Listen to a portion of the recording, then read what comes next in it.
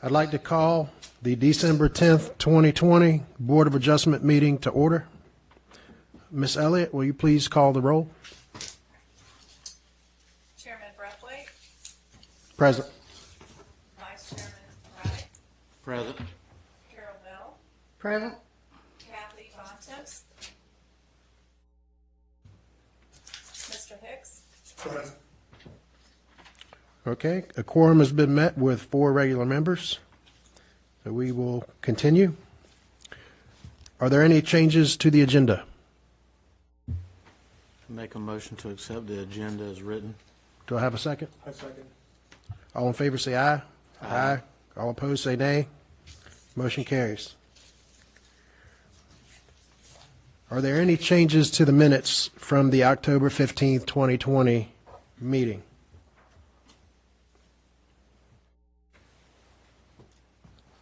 Make a motion to accept the minutes as they're written. Do I have a second to the motion? I'll second. All right, all in favor say aye. Aye. All opposed say nay. Motion carries.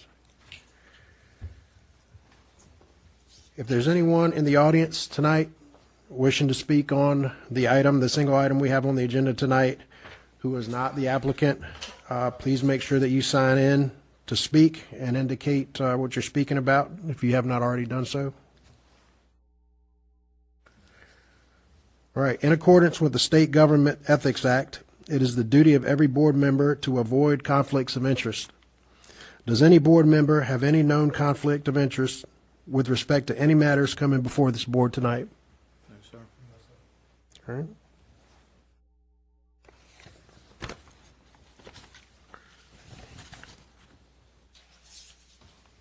All right. Any old business? Okay. Hearing none. Okay, I want to make it clear to everyone tonight. Tonight is an appeal that's being heard by the Board of Adjustment this evening.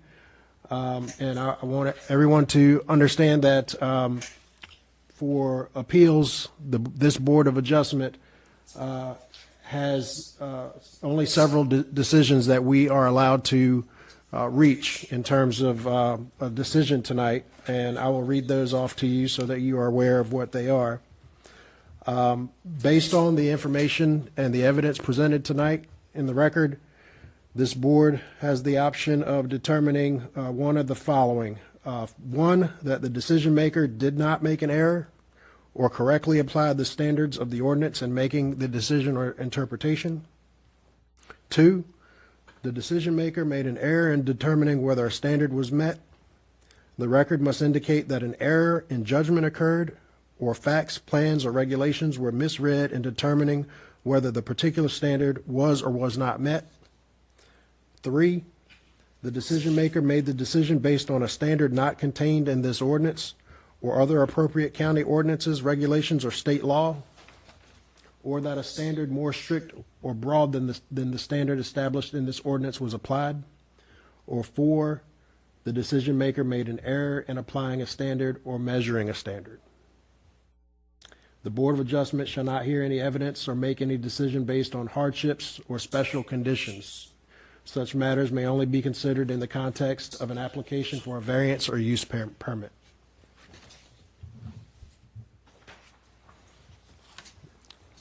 Okay, if you're representing any of the applicants tonight, or you want to speak on any of the cases tonight, please come up and be sworn in.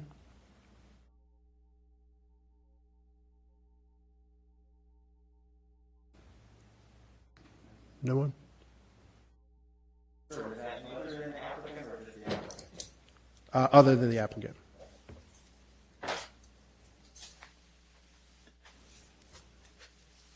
Okay. All right, place your left hand on the Bible, raise your right hand. Do you swear to tell the truth, the whole truth, and nothing but the truth, so help you God? I do. All right, thank you. You may be seated. Okay. The item on the agenda for this evening, agenda ID number 2989, Board of Adjustment 20-05, Jerry D. Merritt, appeal. At this time, I'd like to ask the staff to present its case.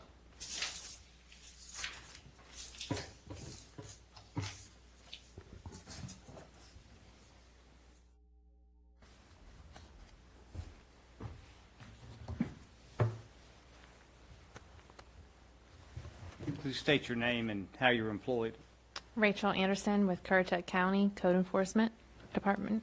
and how long have you been employed as a code enforcement officer with Currituck County? 2 years and 1 month. In the course of your employment, have you become familiar with property located at 117 Nautical Lane? Yes. And how have you become familiar with that property? Received a complaint on the property in regards to several issues on the property that were raised. Okay, what specifically was the nature of the complaint? The nature of the complaint was concrete within the setback of the driveway. Sorry, I'm going to refer to my notes. Also, a flower bed, and then some stormwater issues. Okay, upon receiving that complaint, what did you do? Staff reached out to the stormwater manager, Dylan Lloyd. We met on site and conducted an on-site inspection. Upon arriving on site, we were greeted by the property owner at 117, which is Mr. Jerry Merritt, and we explained to him the complaints we received. He was very cooperative, allowed us to come to where the concrete was and measure. And I told him we would go back and make a determination because he explained that the concrete had been placed there for a while. So I said I would look at everything before determination was made on the violation. And what did you do next? I then did do some research. I took pictures while I was on site. Those can be seen right here. And just to point out, there was a recent survey that had been done.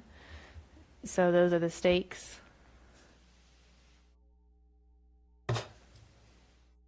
There's one right there, and then one back here if you can see it. Okay, and from what location was that photograph taken? From the road view. Is that fairly and accurately to depict what you observed at the time that this photograph was taken? Yes. Okay. And then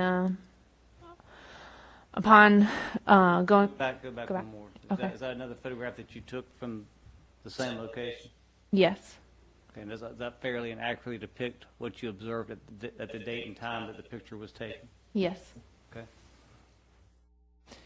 So after going to the on-site visit, we went back. I went back to the office, looked up several things. I'm actually going to go forward some. And let's mark for the record, the first photograph is County Exhibit 1, and the second photograph is County Exhibit 2. Okay, please continue. So I went back and pulled up any records I could find regarding the 117. I found several records, and I was looking specifically at the time frame of when the concrete would have been placed.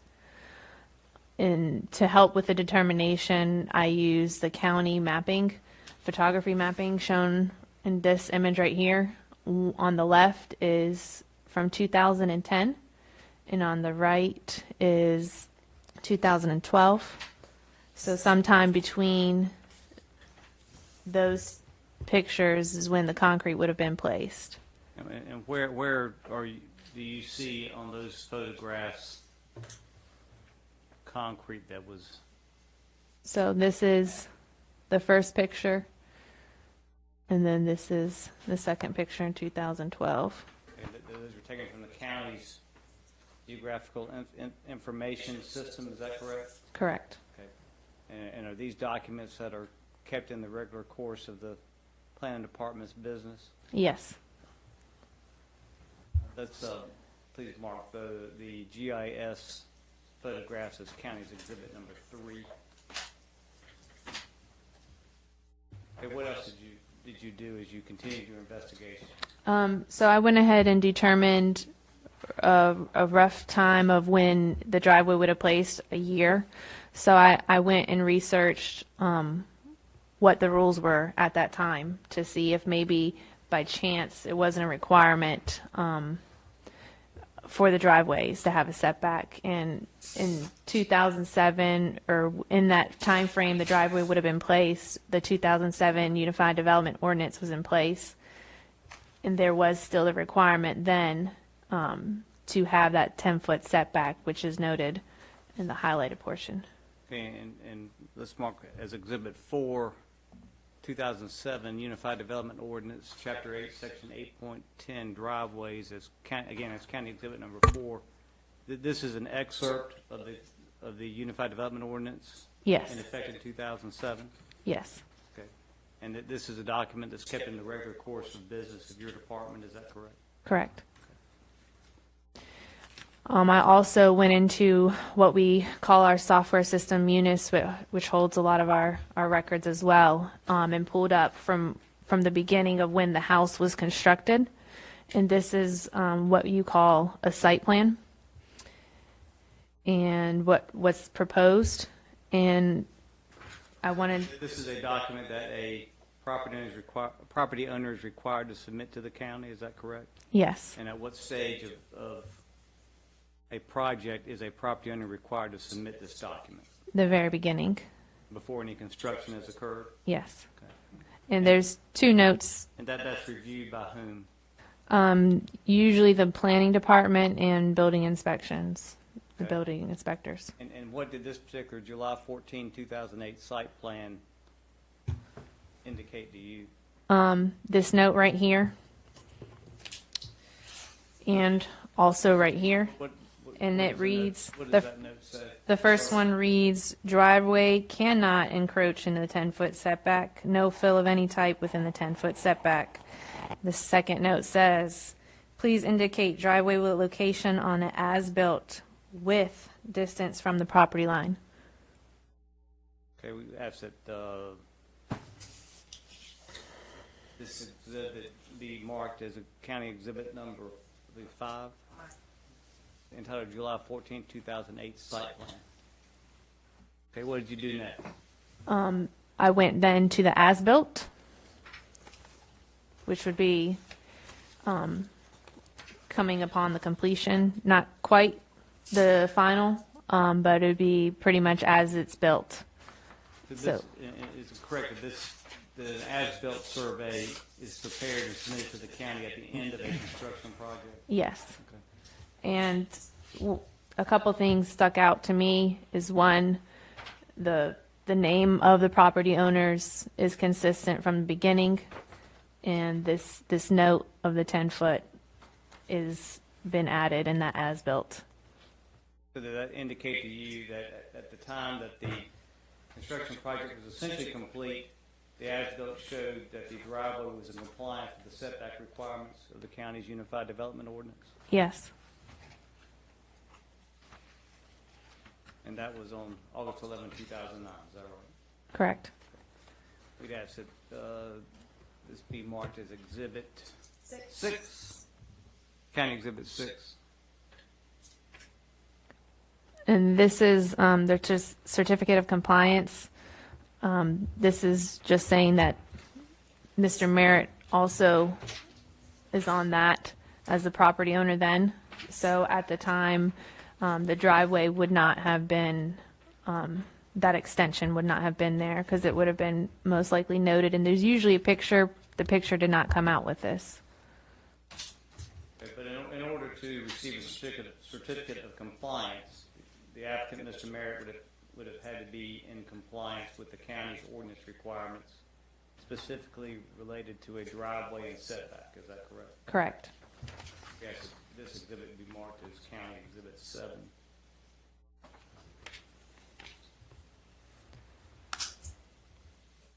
And then this is the pictures again.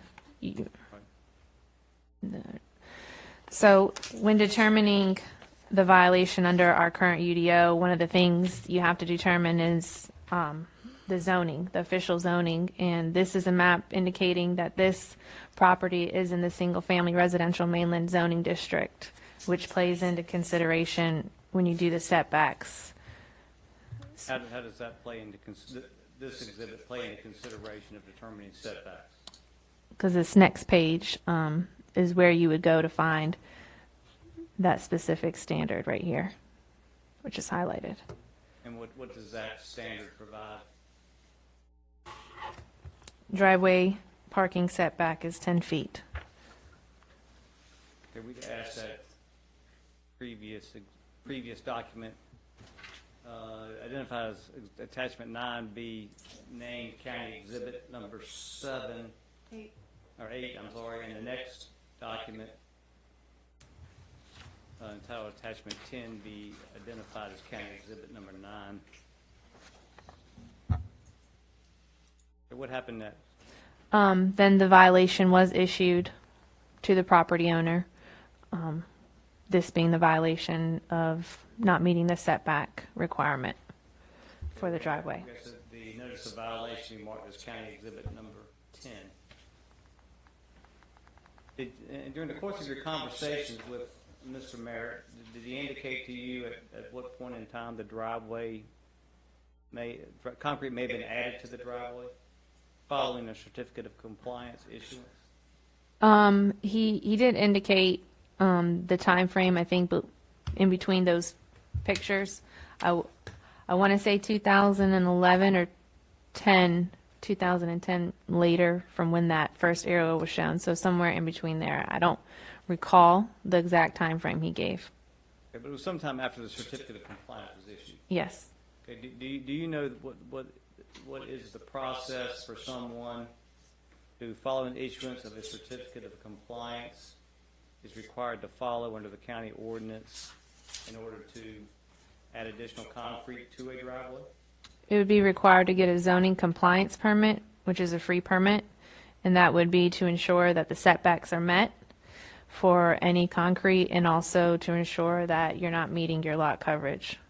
Okay, so what then would the applicant do to apply for and receive a certificate, a zoning certificate?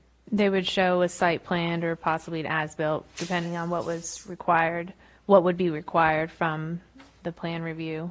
And would that require them to come to the county offices and meet with a permit officer? Yes. And would that require them to submit some type of documentation with regard to their plan? Yes. Okay.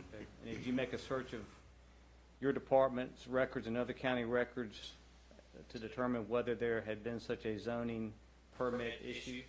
There had not been any zoning permit. I did check all the county records. And did you find that there had been an application made by Mr. Merritt for the addition to his driveway? No. And in the time frame that Mr. Merritt recalled the placement of this additional concrete in 2010, I think you testified as your recollection. Mm-hmm. What was the ordinance requirements at that time? To also have the 10-foot setback and have the zoning compliance permit from everything that I saw. So the same requirement as when the certificate of compliance was issued to Yes. Mr. Merritt. Okay. All right, and upon issuance of the notice of violation, what happened next? Mr. Merritt did contact me. He submitted an extension form because that is one of the options with code enforcement. And the form indicates that he has a contractor he's been in contact with to remedy the situation, and we approved an extension that was granted until April based off of the information he gave us because the contractor was backlogged. April of what year? 2021. So in response to the notice of violation, Mr. Merritt presented to you a corrective action plan, is that correct? Correct. And then you accepted the corrective action plan to stay any further enforcement action, is that right? Correct. Okay. And these two documents shown as attachment 11, and we'd ask that they be marked as county exhibits. Where are we now? 11 and 12. 11 for the corrective action plan, and County Exhibit 12 for Ms. Anderson's consent to the plan. Are these documents that are also maintained in the regular course of business of your department? Yes. All right, and then what occurred after you had approved the corrective action plan? Shortly after appeal was submitted. Now, when you were on site at Mr. Merritt's property, and have you ever returned to the property since issuance of the notice of violation? Briefly. And what was the purpose of return to the property?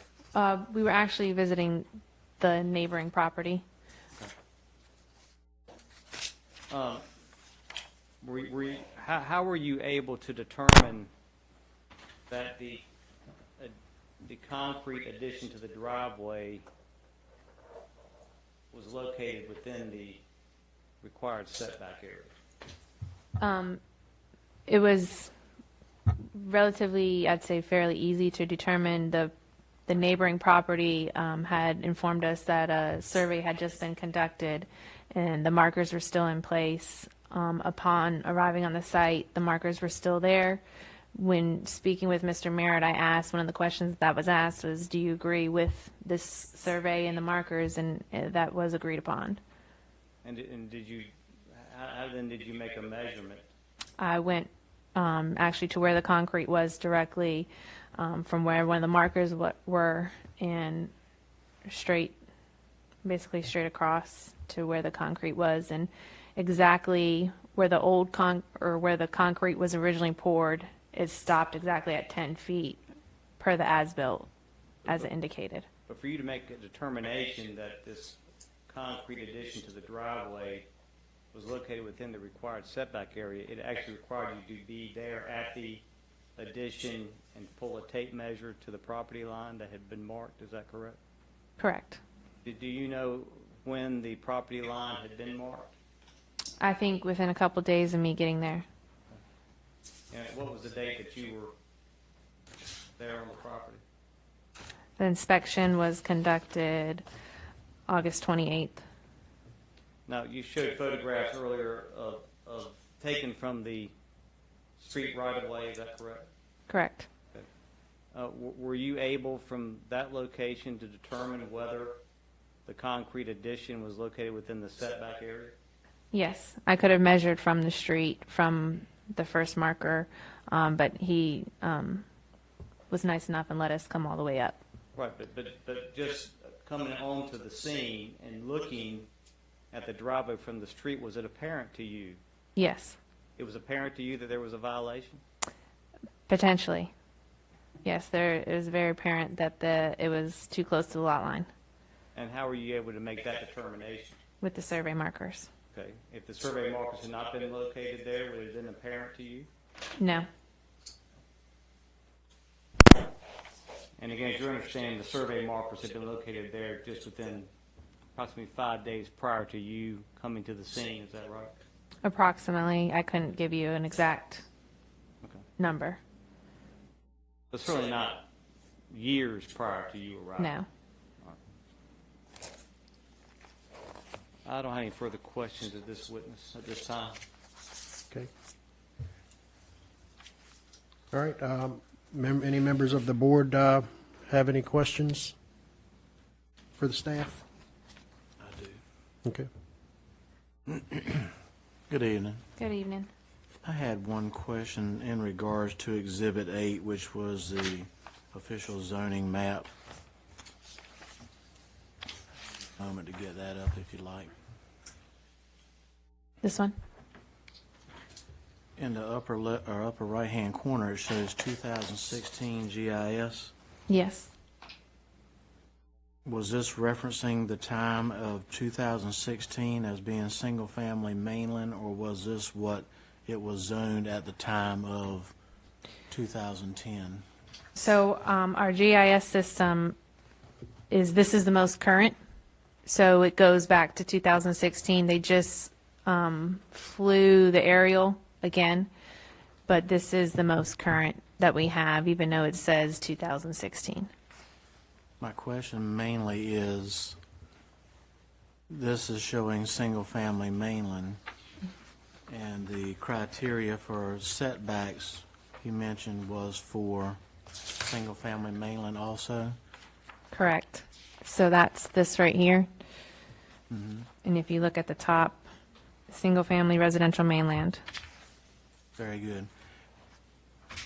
With that said, was that property zoned single-family mainland in 2010 and 2012 when the aerial photos were taken? I don't have an answer to that question. Thank you. You're welcome. Is there any way we can find out what that zoning was at that time? I'll call Laurie LaCicero after Ms. Anderson. Okay. See if she can testify to that point. Okay. Yeah, a couple of things. First of all, I do not have a copy of the as-built plan that was posted up here. That is making it difficult for me to understand. It's part of it. Yeah, I don't Two copies of the same thing. Yeah, I had the same thing, yeah.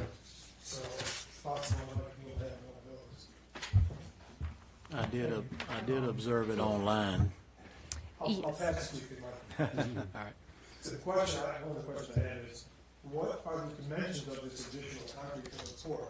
Is it 5 feet by 20 feet with a taper, or is it 5 feet by 30 feet, or 10 feet by, does it go all the way to the edge of the property, or does it go 5 feet from the edge of the property? I'm curious about what the exact dimensions are. Dimensions. I mean, I can look at it and pretty much guess, but I need to have you tell me what it really is. I'm assuming that everyone just have made measurements of it, just out of curiosity.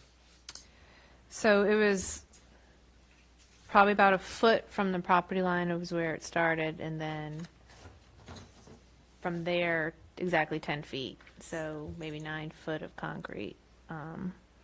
And I don't know how the length was. I didn't measure that.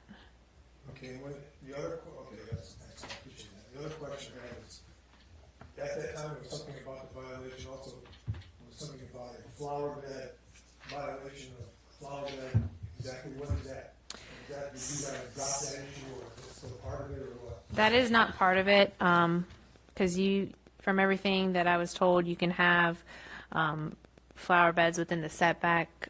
That would be an acceptable thing. And the flower bed was actually encroaching, and I think that was an issue that they were able to resolve. I'm not for certain. Because in my opinion, flower beds have the same percolation rate as the soil, it's the grass and all, based on my many years of experience. Yes, so Okay. from a stormwater perspective and everything else, there wasn't any other issue other than the concrete. So the concrete in some cases would be probably close to 9 feet wide. Without measuring it, I couldn't tell you for certain, but approximately is what I would say. Thank you, that's all I have. Ms. Bell, you have any questions? No, sir. I have one question. So when you were when you were kind of showing the aerial photos from the different time periods, do you have a time frame where you believe that where the county believes when this addition was constructed, that we can kind of pinpoint? Let me see. And he's obviously, it looks like after 2010. Or during I think 2010. based off of what the homeowners stated, I think it was, these are flown, maybe I'm wrong, I think early in the winter, or early January because of the trees. So the one on the left would be the beginning of 2010. Yes, and I believe it was poured maybe sometime in the spring based off of the information provided, but I can't say that with certainty. Okay. Somewhere between 2010 and 2012 is when it showed up. Right, okay.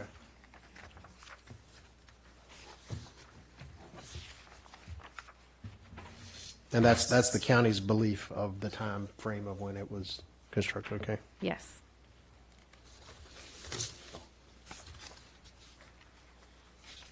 That's all I have.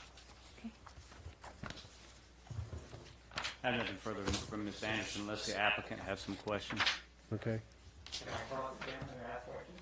certainly. Do I have? Yes. Okay, the question you asked, sir, did you not bring a tape out and measure it? From how far it was? Yes. Yes, we did. What you just said was 9 feet. I said approximately. I didn't give an exact. Okay, it's 7 feet by 60 feet. Well, so this is the part where you can certainly ask her questions. You'll have an opportunity to give your. I'm answering the question that he asked, that she doesn't answer, okay? I understand. Right now, you can ask Ms. Anderson questions. So you can ask her questions. She'll give you answer, and then you can certainly, when it's your turn to give your case, you can answer any questions and provide additional information. Okay, Yes, that's fine. absolutely. Sir, could you come up to the podium so that we can hear you a little better? Absolutely. I'll identify myself too. I'm Jerry D. Merritt up there. Would you like me to be sworn in? I didn't know this was going to be a court, but I can certainly be sworn in. Well, you can get sworn in before your case, Oh, so before- this is okay. not your testimony, Okay. so that'll be okay. If you have any more questions for Ms. Anderson, this would be the time to ask her. The appeal that I gave you, the appeal package, it had the exact date that we took the picture of the cement being poured, Okay, 3 June. okay, thank you. Okay, I'm sorry. Right. I'm not sure that, okay. I'll give you that information and Right. I'll comment. As Ms. Womble said, when your turn to come up and present your case, you can certainly provide all of that information at that time. Just ask me because I've never been in one of these before. Right, understood, understood. Okay, I have nothing further. Do you have any redirect? No, nothing further from Ms. Anderson. We'll call Laurie LaCicero. Thank you, Ms. Anderson. Thank you.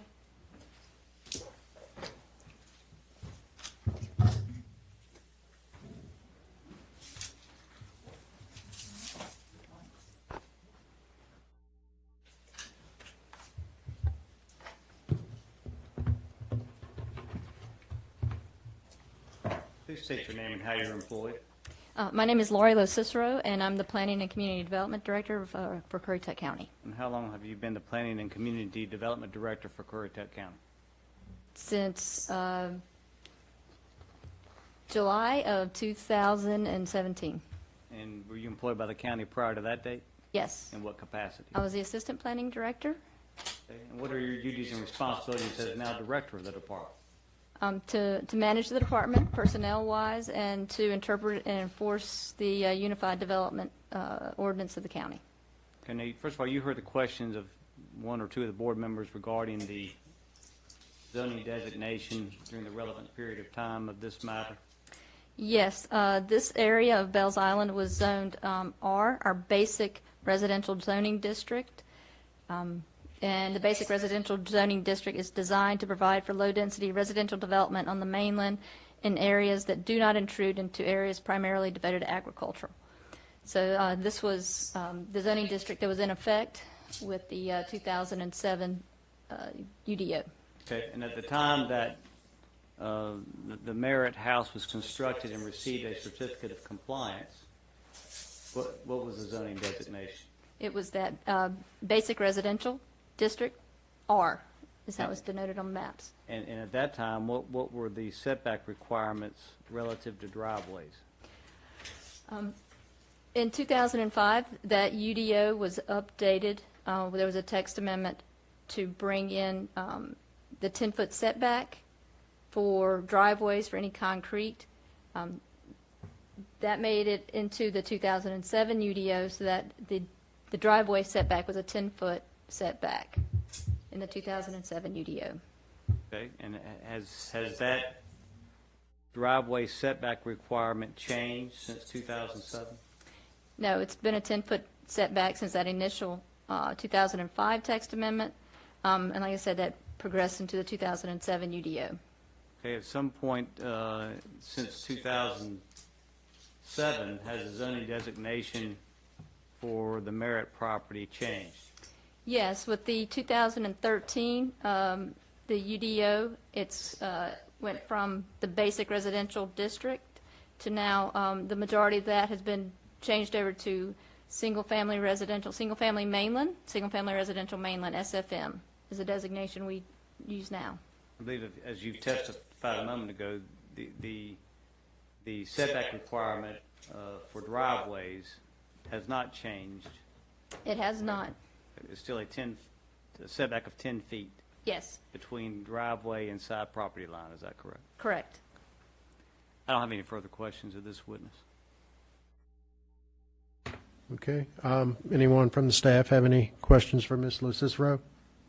I just wanted to make one comment, and that was the reason I had asked the question to Ms. Anderson, was that I recall that we had a zoning change in the past after 2010, and that was the reason I asked, and you've answered, that it was zoned previously R Yes. and not SFM. Yes, correct. And, Thank you. And based on the zoning changes over time from the initial construction as built of the property of the home until the time of the addition, regardless of the changes in zoning, you're testifying that the 10-foot setback has been constant throughout that period for side setback? Correct. For driveways, Right, okay. I have no further questions. Ms. Bell? All right. Yep, would the applicant like to ask any questions? Okay, thank you. That would be the county showing. You want to mark the county, the staff's report as 13? Yes, And that's- any remaining packet documents? Please. And again, we would ask for admission of all the county's exhibits presented during its case. All right, at this time, I'd like to ask the applicant to come up and present his case and to be sworn in.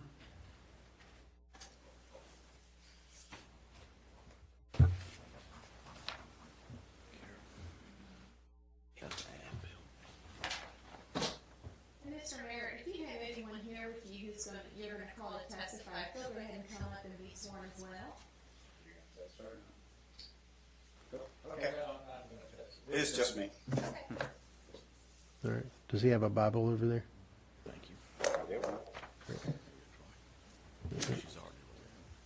All right, place your left hand on the Bible, raise your right hand. Do you swear to tell the truth, the whole truth, and nothing but the truth, so help you God? Yes, sir, I do. All right, thank you. Please take a seat.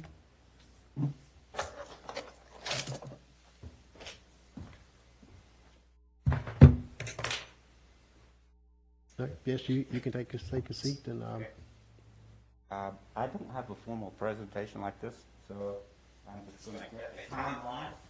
yeah, that's fine. And I don't, does the audience have to see it, or is it just good enough to see it? I can tape it right here, hang it right here. Yeah, whatever you- want. That's good, right? Yeah, you can. I mean, you can hand it to us. So, yeah. You can text us right there because we want to make sure we get you on the mic because we're recording. Okay. And maybe you can just hold it up while you're referencing the timeline, if that might be, Yeah, that's fine. Do that? then everyone can see it. And That's Mr. it. McCure can see it. And I can take my mask off? Sure. Ladies and gentlemen of the board, I'd like to thank you for allowing us to talk here tonight. My name is Jerry Merritt, my beautiful wife Dee. I am born and raised in North Carolina. I am a Navy commander, retired fighter pilot, squadron commander, and also a captain of American Airlines. I'm used to playing by the rules. So we did not intentionally violate any of these rules. In 2001, we purchased the property in the height of 9/11. That was going to be our future retirement home. It took us 6 years to get everything together in order to build this home. We selected a builder who had built homes in Kerala, who had built homes in Moyock, and who had built homes as a model home in Edinburgh, up just across the street from Virginia. So, if you can see the timeline, I'll hold it up. Dee and I lived in Virginia during this time. we were not down here at all. We had this home built as our second home. So in May 14th, 2008, our proposal was accepted by the Currituck Homeowners Association Architectural Review Committee. 2 builders signed it that built homes in Currituck County. On July 14th, if she can call and put it back up there, the site survey was turned down with the following exceptions, and the X's were through that portion of the driveway. That was never given back to my builder. We don't know where it went, and I will show you in a second that that was missing for over a year.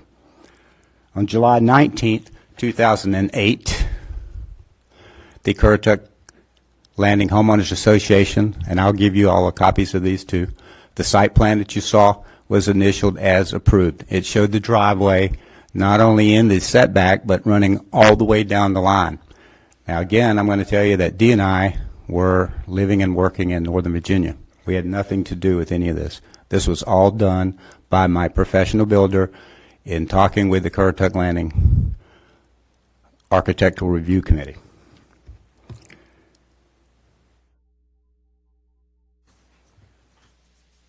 On July 19th again, that was given approval. That was after the July 14th disapproval. So 1 week later, we had approval again to build the home.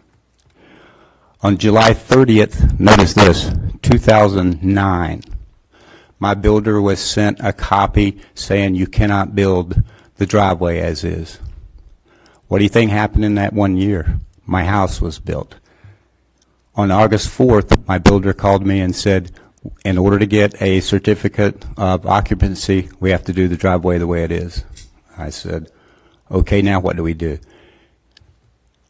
He says, we will do all the proper paperwork, we will get the permission, we will do whatever we have to do, and we'll come back at some later time and pour the driveway.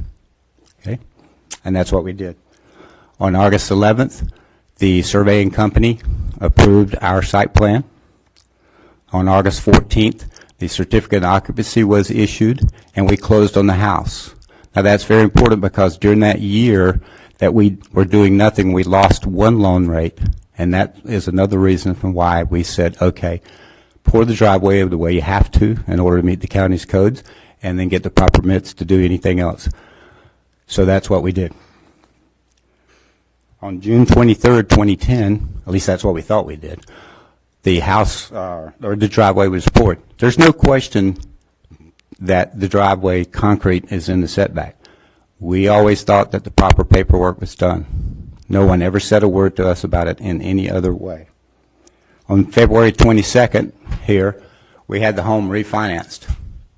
Normally, when a home is refinanced, there's another survey done, and if they find any improprieties, they will not grant you a refinance. The refinance was granted. Finally, after I convinced my wife to retire, we moved down here full-time August 23rd, 2016. So 7 years, we used the home as the second home. All during that time, that driveway was visible from the street. It didn't adversely impact the property next door. And then, ironically, I will tell you this, when the board approved our plans, the owner of the property at that time was on the board, and the person who turned in the complaint's wife was on the board. So those members knew all along, too, what the position of the concrete and the setback was. Okay? So I am now asking that statute of limitations set under the North Carolina Session Law 2017-10, that the driveway has been there for over 11 years and no one has complained. If we can't do that, and by the way, no one ever explained to me that I could come into the county and get another permit to do that. I thought that the builder did that. So the whole time, we thought the driveway was legal. It is 7 feet into the easement, and we requested that our garage, you'll see from that, is side loading. That allows you to turn in without having to back up. That's the only reason it was put in there, for no other reason. So we either again ask that the statute of limitations be applied, or we will come back and do the proper paperwork for the variance. Now, there was no paperwork done apparently, either that or it was lost. We also had that survey was missing from our builder for over a year. So we don't know whether the county, when they disapproved it, whether it was held there or whether it went to the surveyor and it was lost there.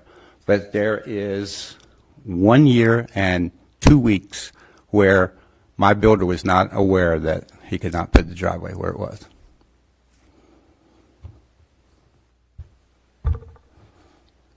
Okay. You have anything further? Is there a formal complaint? Was it written out? How was the complaint received? Can I ask that? That would be a question for the county. How did you get the complaint?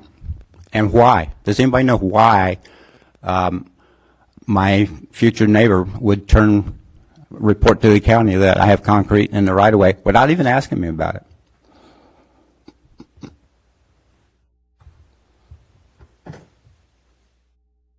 Anybody?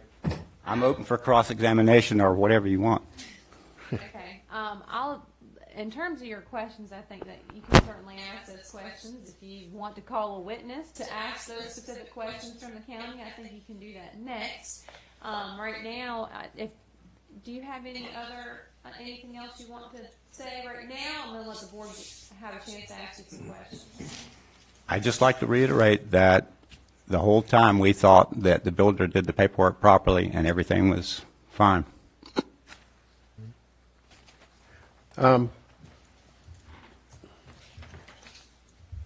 See, Mr. Merritt, we're certainly, Can I get some water, please? sure.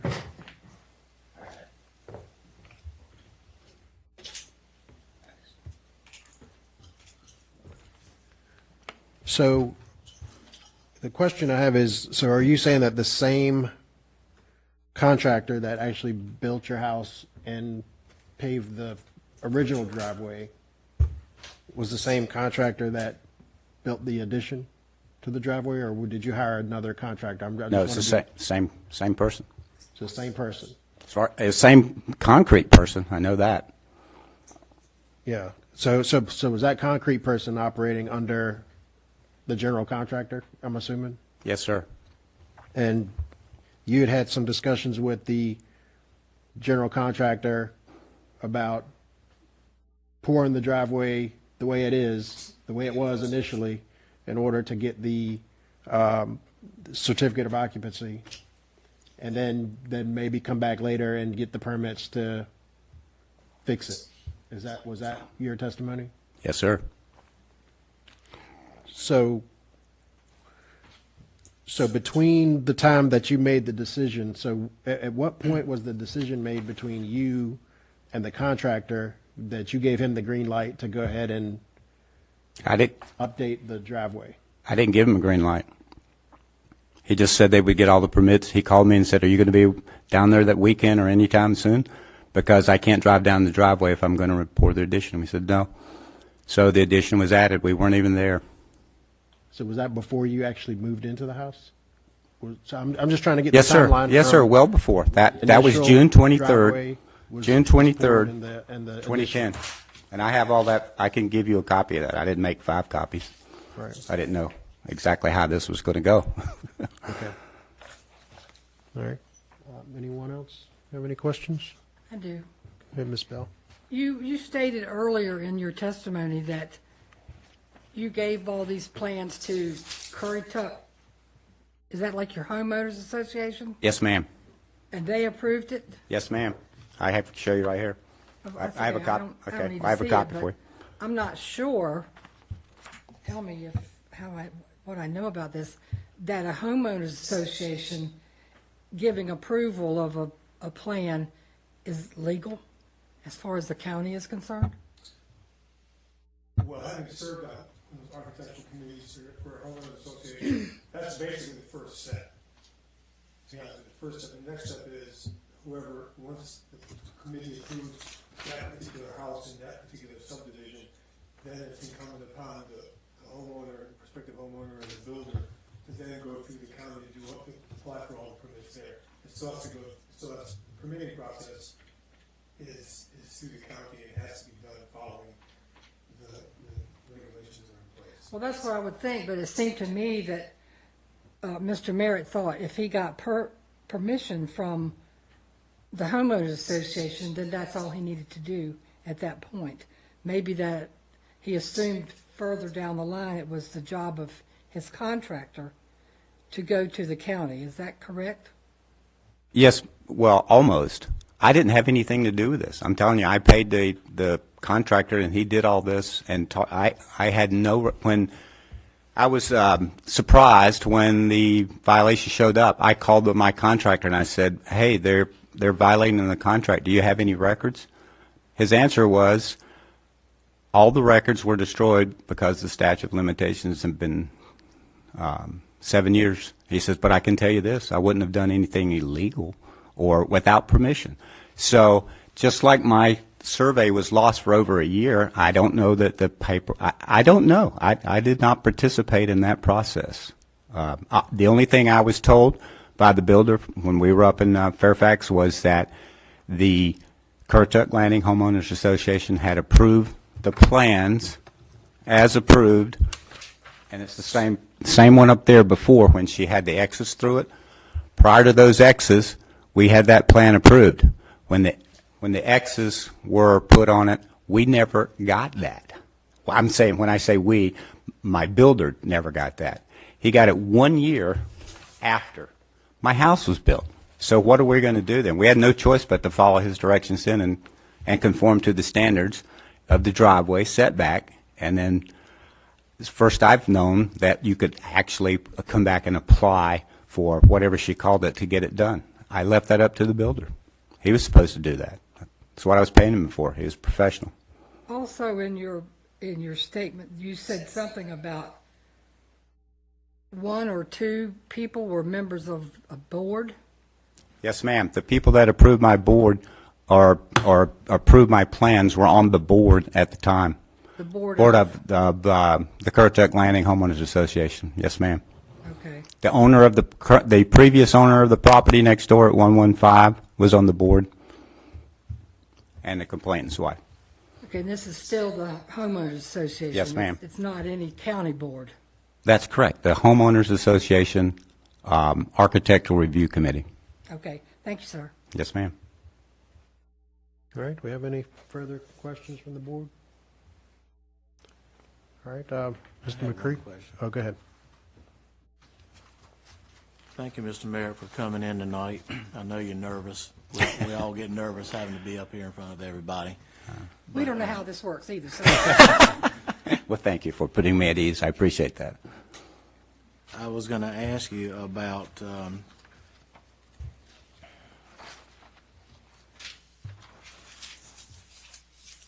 you had mentioned about your builder did the work for you while you were up in Virginia living there in your permanent residence. You were building this as a second home, and that builder took care of everything for you while you were there. You really didn't have hands-on with much of anything except paying for it. Well, my wife had some hands-on because she did all the interior design and most of the beautiful exterior design. Yes, sir. But that is basically true. We came down and fulfilled milestones when we had to for building materials, shingles, you name it. All right. Now, my question to you is in regards to when you got ready to expand the driveway, did you contact the same general contractor that you had build the house, or did you contact the concrete contractor to do that?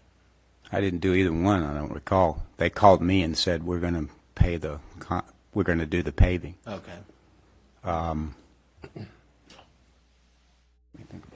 So that was something that you had already intended to do to fix the driveway. Oh, yes, sir. And I had him put it in writing that they were going to do that. He gave me a site plan like that says future with just that little piece. If you notice that where the county planner X'd it out, originally the driveway was in the setback all the way to the street. I'm a homeowner, and I'm paying him to be the professional.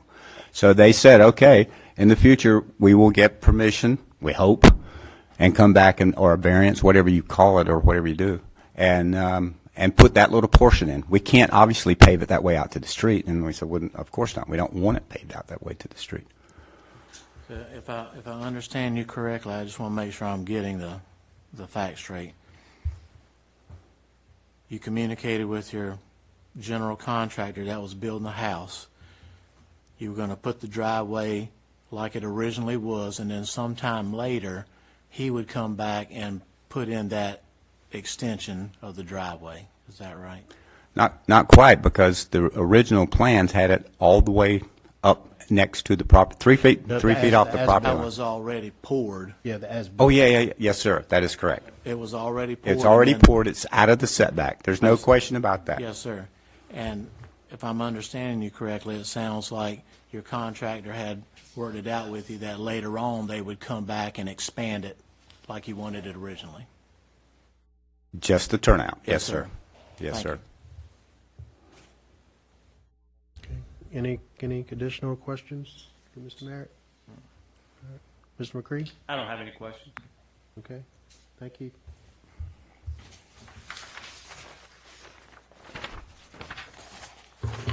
Thank you.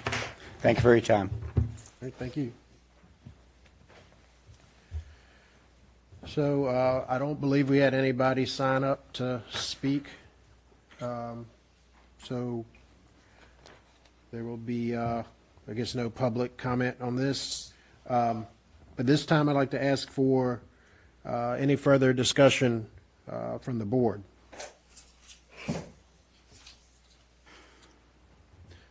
Sir, I have one other thing. Sure. Sorry. Nervous. Not really. Just forgot it. Because of COVID, all my neighbors couldn't be here tonight. A lot of us are old, really old, over 70. So one of my neighbors said, I can't be here. I would ask that you draft up a letter and state the obvious, which I did. And it reads that the driveway has been there like that. The county Could will you have that object. entered into the record? Okay. County would object to any such letter as hearsay. Okay. I have, they've signed it. What's that? What do you mean by hearsay? As far as, In terms of a hearing and appeal, because this is a quasi-judicial proceeding, and it's kind of formal, and probably more formal than you probably expected, but that's why everyone has to be under oath. So if someone's going to give testimony or statement, then they need to be here and be under oath to give their side. once again, didn't know those rules, so sorry. I have a question for you. If you hang on just a second, Mr. Mayor. Being what you just said about having a person sworn in here is a statement given by a neighbor that has been notarized the same as being sworn in here, being that the notary would have had to have sworn the person when they signed it. So, in terms of a notarized statement, that does not get you around the hearsay exception. The hearsay exception is an exception to hearsay, and the purpose of that is not just that the person actually be here physically to testify, but that the county would have the opportunity to cross-examine that person on their statement. All right, understood.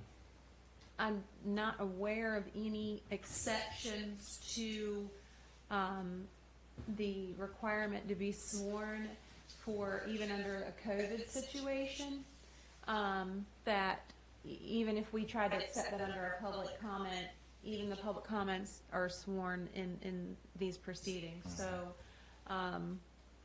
unfortunately, that is not the case, but So it's depending not on what... necessarily always about only being sworn, but being able to be cross-examined. That's right. Right. That's really the driving force behind,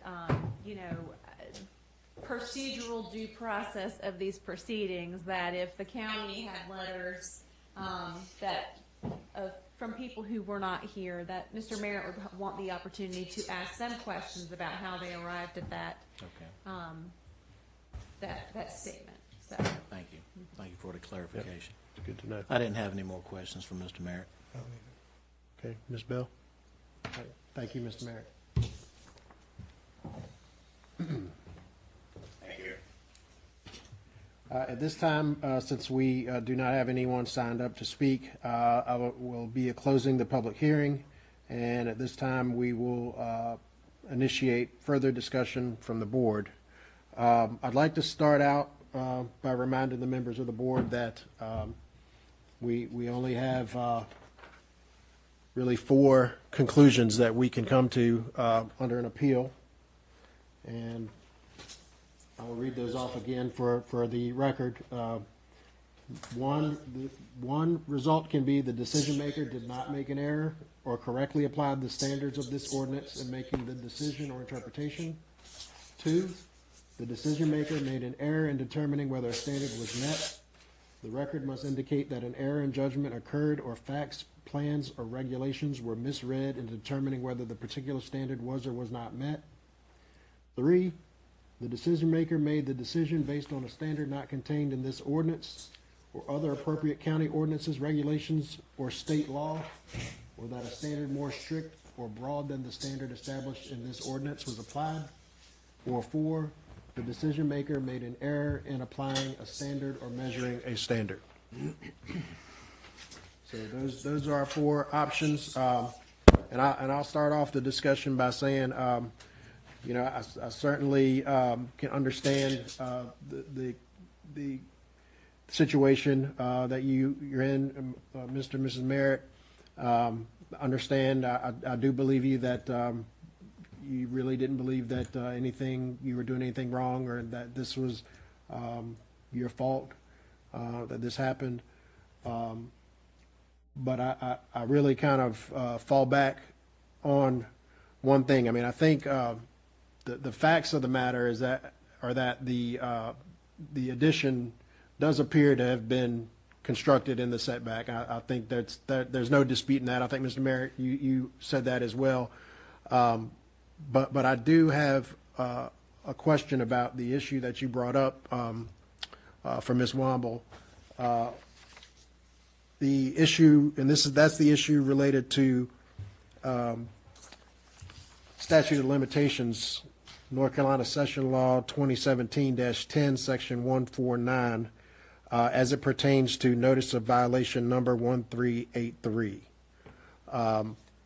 To me, this all really kind of hinges on that, whether there is a statute of limitations that would have governed the issuance of an NOV, notice of violation, and in which case,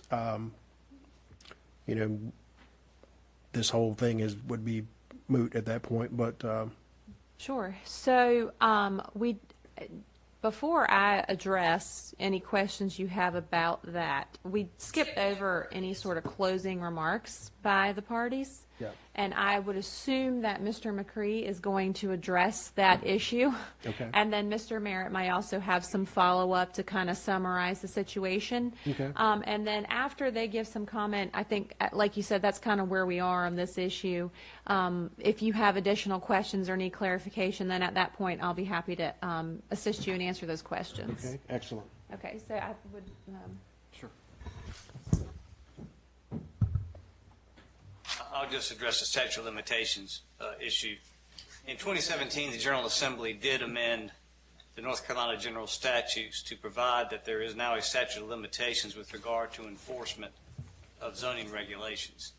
I think what has been raised in the applicant's petition tonight is the 7-year statute of limitation, which provides that if the violation is apparent from a public right-of-way, or the violation is in plain view from a place to which the public is invited, then there must be enforcement, there must be action taken. In fact, I would say there must be a matter filed in the courts within 7 years, or the county would not be allowed to seek court enforcement of its ordinance provision. That does not preclude the administrative processes. So first of all, I submit that this is not the court enforcement action that the statute of limitation applies. It is also what's called an affirmative defense. And so the burden is upon someone raising that defense to put on sufficient evidence in court to show that that defense indeed is available to and met by them.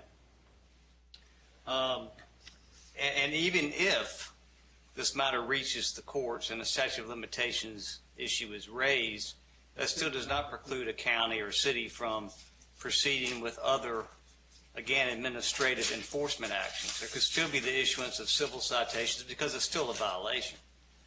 There could still be the denial of future permits for the property because there is a violation.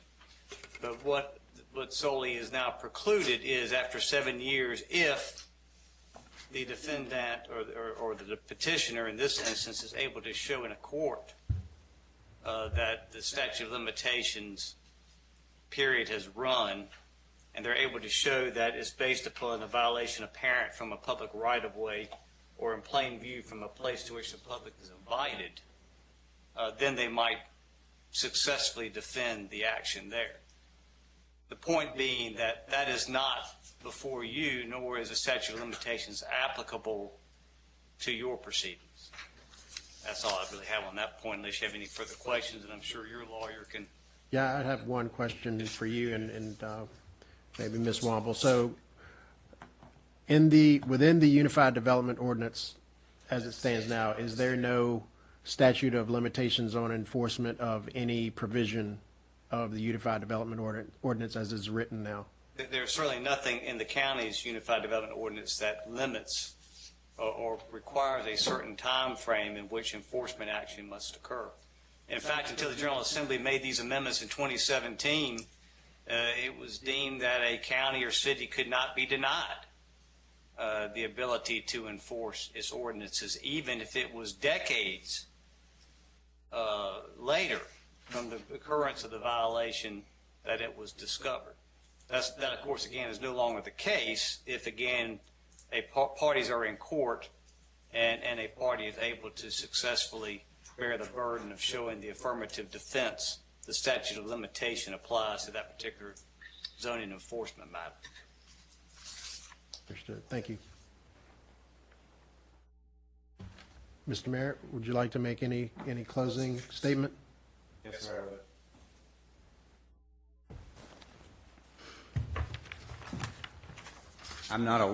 First of all, thank you again. I'm not a lawyer. I'm just going to read what it says right out of the book here, okay?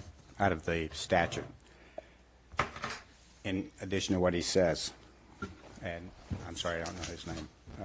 Under all circumstances, there will be effective as of October 1st, 2018, limitations of time with which a unit of a local government, is this a unit of local government, can bring action to enforce the zoning ordinance. These limitations will be either 5 or 7 years. Now, he questioned whether or not the driveway was clearly visible. Could you see that without the zoning line or the property lines that had been recently put up when Ms. Anderson was out there?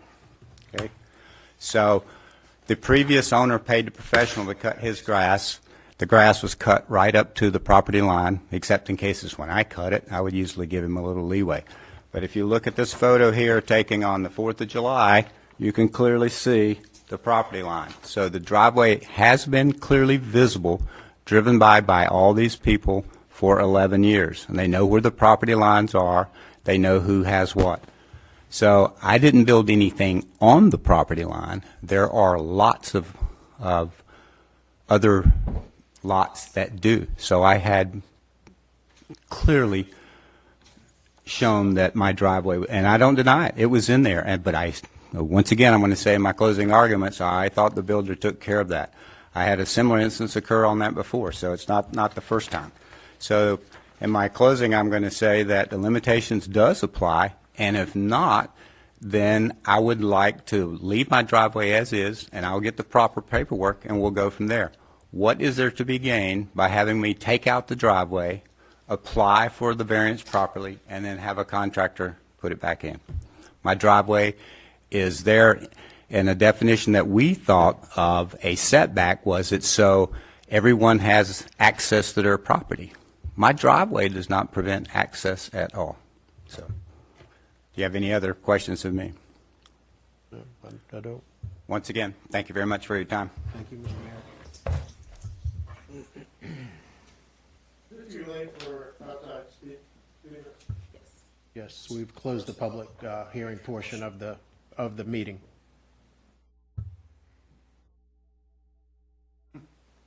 All right, so it sounds like we got some slightly conflicting interpretations of North Carolina Session Law 2017-10, Section 1-49, Statute of Limitations.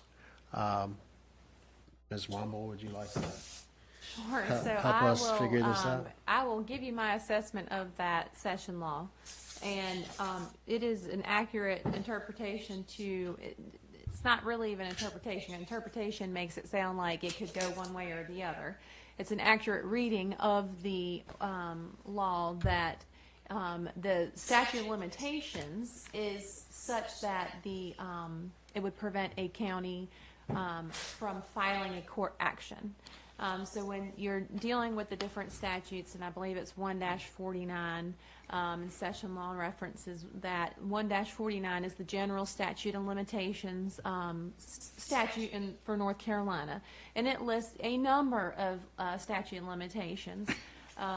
We also have several statutes, 153A, which now is going to be 160D. And everything's shifting around, but within those statutes, there's specific limitations and timelines given for appeal periods, and those are generally reflected in the county's ordinance, right? So a lot of the timelines within the county ordinance are a reflection of what's in the general statutes that the counties or towns have been ordered to do. In this situation, the statute of limitations for referencing enforcement does have to do with court action at this point. Now, I mean, I guess it's possible the General Assembly might make a change to that at some point, but right now, that statute of limitations is applicable to court action. That being said, so you don't have to decide that issue. Was it seen? Was it not seen? Is it visible? But the statute of limitation is not applicable to administrative enforcement, and that's where we are in the phase for Mr. Merritt. Now, depending on what happens here tonight, if a decision and Mr. Merritt decides to appeal, and he raised that on appeal, that's something that the county would have to address on appeal. But for your consideration, the statute of limitations doesn't apply to administrative enforcement. Understood. Thank you very much. All right. Any further discussion by the board? Yeah, I have a couple of items. Okay. I have a question to our attorney. When it comes to Mr. Merritt's case tonight, he has already submitted an extension that goes into 2021. Is Mr. Merritt able to withdraw the appeal and go directly to file for a variance instead of using an appeal tonight and we adjudicate it? How will that affect his ability to bring a variance? His extension or to bring the variance? Oh, both. I don't think, and maybe one, will this any resolution tonight affect the extension he got on the compliance order? Rachel's shaking her head no. I don't know the answer to that, so I've not run into that before. I think it would be the county's position that a corrective action plan was presented by Mr. Merritt. It was accepted by the county, and the county, if you would affirm the notice of violation, the county, I think, would still honor that time frame in the corrective action plan for Mr. Merritt to comply. So the answer to my question is, if we, either way, whether we agree or disagree with the county's notice of violation, he still has the ability to rectify it based on the previous acceptance That's correct. of what he submitted. That was, yes. And he also has the ability to request a variance at a later time, or because we will adjudicate it here, can he not bring forth a variance request? To my knowledge, of adjudication of a violation will not prevent him from bringing a variance. I think if you bring a variance and it's denied, you are barred from coming back on that same exact issue. I mean, he appealed the notice of violation. We didn't adjudicate whether the standards for a variance were in place. That wasn't under review. There wasn't evidence regarding that presented, so he would not be barred from pursuing a variance at a later time. So if I'm understanding you correctly, depending on, it doesn't matter which way we vote about tonight's appeal, he still has two other ways to either correct it or apply for a variance and have an outcome from it. That's correct. And I assume staff has probably worked this case pretty thoroughly and has reviewed and discussed different options or paths by way they can attempt to bring this into compliance. So I'm sure they'd continue to work with the applicant to determine that. Okay.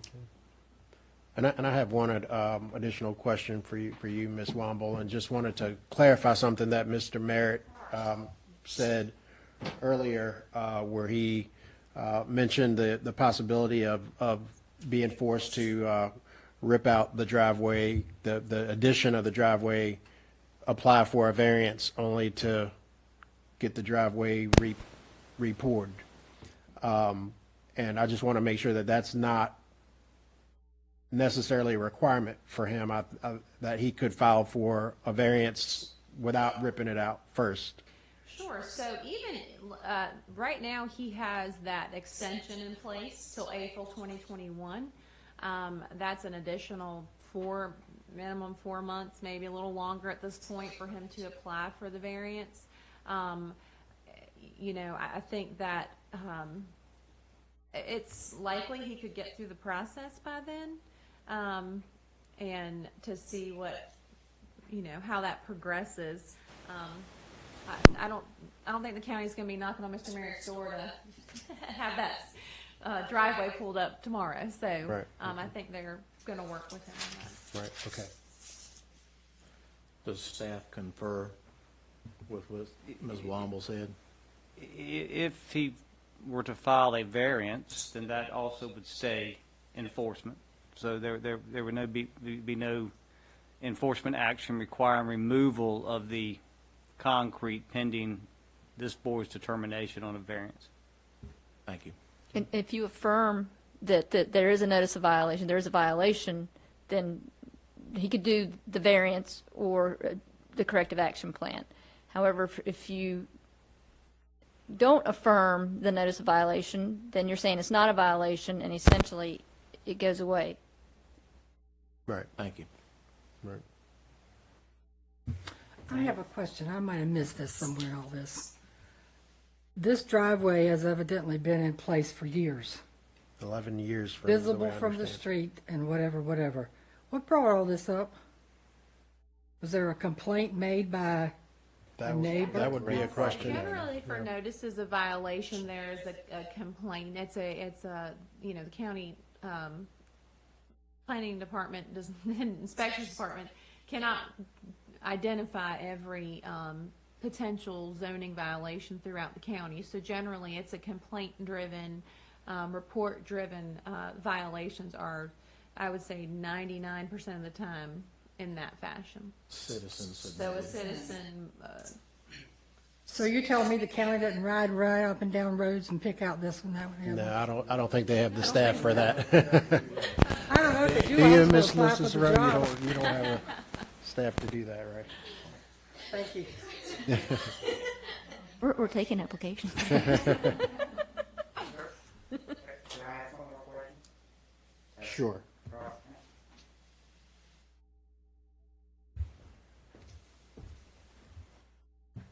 Once again, it was a verbal complaint issued on the 26th of August by notes. There no formal complaint form by the county was filled out. It was just a telephone call. And then on the 28th of August, 2 days later, I cordially welcomed them on my property and said, what's going on? I had no idea. I really didn't. And she can tell you that. I probably looked surprised. What's going on? I had no notice. No one called, said anything, just county officials standing at the end of my driveway. So I went out and said, what can I do to help you here? Yeah. Yeah. And I as discussed before, I think it's almost, it almost doesn't matter, where the complaint came from. I think the county, as we just discussed, it's a complaint-driven system, and that's what directs them to investigate things, and They have to react. they have to investigate when they get a complaint. And, I understand that, sir. So in answer to Ms. Bell's question, should I drive around the county and look for things and call them in on you? Come on, I'll go with you you. could You have do that that. right. Yeah, you have that right to do do it. that. Okay, thank you very much. Thank you. I have some comments I'd like to make. Absolutely. When we look at the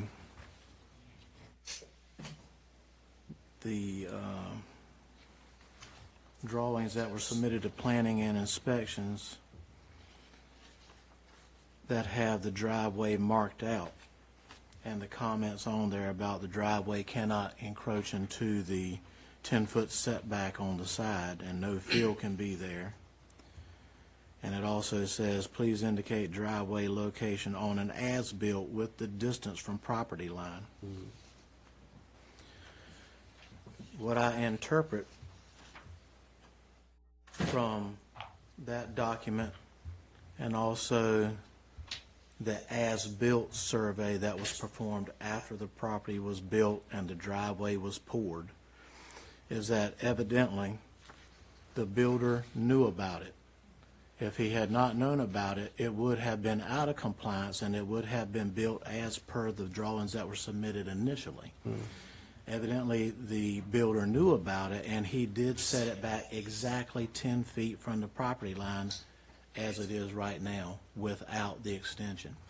And I find it alarming in a sense that the builder, whomever that may have been, said, okay, we'll come back later and we'll put in this other extension on there. That leads me to believe that the intent was there by the builder to skirt the rules that were in place about the setback, or otherwise Mr. Merritt would have had to have called a concrete contractor or another person to get that done.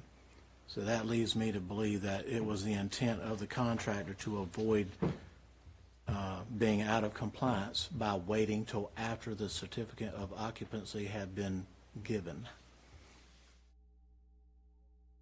And I think Mr. Merritt testified that the builder had assured him that he would go through the proper channels and pull the permits needed to add the addition, and Mr. Merritt testified that he believed that that had been done. That's what I heard.